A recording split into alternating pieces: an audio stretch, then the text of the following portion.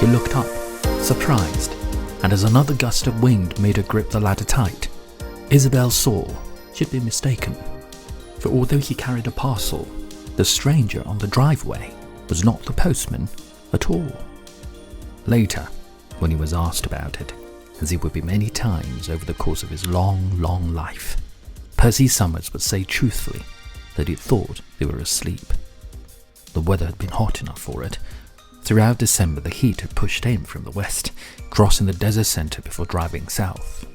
There it had gathered, hanging unseen above them and refusing to budge. Each night they listened to the weather report on the wireless, waiting to hear that it was due to break, but relief never came. In the long afternoons, they leaned over one another's fences, squinting in the golden light as the shimmering sun melted into the horizon beyond the edge of town, shaking their heads and lamenting the heat, the blasted heat, asking one another without expectation of an answer when it would finally end. Meanwhile, tall and slender on the upsweep of hills that surrounded the River Run Valley, the blue gums stood silent, streaky skins glinting metallic. They were awed and seen it all before, long before the houses of stone and timber and iron, before the roads and cars and fences, before the rows of grapevines and apple trees, and the cattle in the paddocks. The gums had been there first, weathering the blistering heat and in turn the cold wet of winter.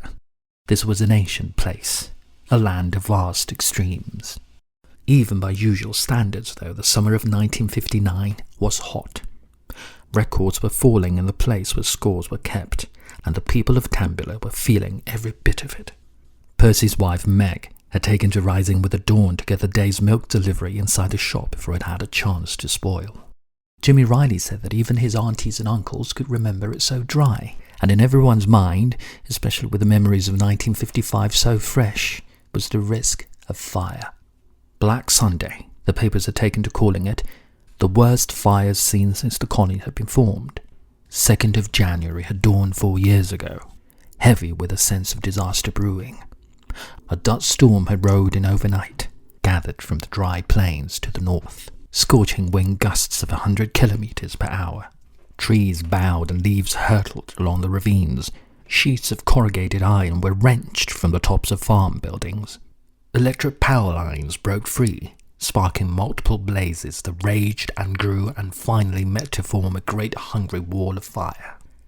Hour by hour the locals had fought it hard with wet sacks and shovels and whatever else they could find until at last, miraculously, in the evening, the rain had started to fall and the wind had changed direction, but not before 40 or so properties had been lost, along with the lives of 2 poor souls.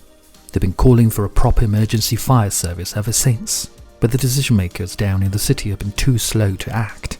This year, in the face of eerily similar conditions, the local branch had taken matters into their own hands. Jimmy Riley, who worked as a tracker for some of the Hills farmers, had been talking about land clearing for ages.